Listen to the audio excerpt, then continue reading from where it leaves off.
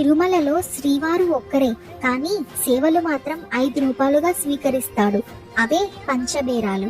బేరం అంటే విగ్రహం. అందులో మొదటిది ధ్రువ బేరం అంటే మూల విరాట్. ధ్రువ అంటే కదలనిది అని అర్థం. రెండవది కౌతుక బేరం. స్వామివారికి జరిగే అభిషేకం, పవలింపు సేవలు, ఏకాంత సేవలు ఈయనకే జరుగుతాయి. ఈయననే భోగ శ్రీనివాసుడు అని కూడా పిలుస్తారు. మూడవది ఉత్సవ బేరం అంటే మనందరం చూసే మలయప్ప స్వామి. తిరుమలలో జరిగే బ్రహ్మోత్సవాలు, ఉత్సవాలు ఉత్సవ బేరానికే జరుగుతాయి. నాలుగవది స్నాపన బేరం అంటే క్షీరాబ్ది ద్వాదశి రోజు మాత్రమే మనకు దర్శనమిచ్చే ఉగ్ర శ్రీనివాసమూర్తి. తిరుమంజనం, అభిషేకం ఇవన్నీ ఈ బేరానికి జరుగుతాయి. వీటి వల్ల ఉగ్ర రూపంగా ఉండే స్వామి శాంతియుతంగా ఉంటారని నమ్మకం. ఐదవది బలిబేరం. ఈయననే కొలువు శ్రీనివాసుడు అని కూడా పిలుస్తారు. హుండీ ఆదాయం, వెంగమాంబ అన్నదాతలు ప్రతిరోజు కొలువు సమయంలో ఈ మూర్తికి వివరిస్తారు. మరి ఈ రోజు క్వశ్చన్ ఏంటంటే, మనం చెప్పుకున్న ధ్రువ బేరానికి అంటే మూల విరాట్ విగ్రహానికి అతి దగ్గరలో ఉండే గడప పేరేమిటి?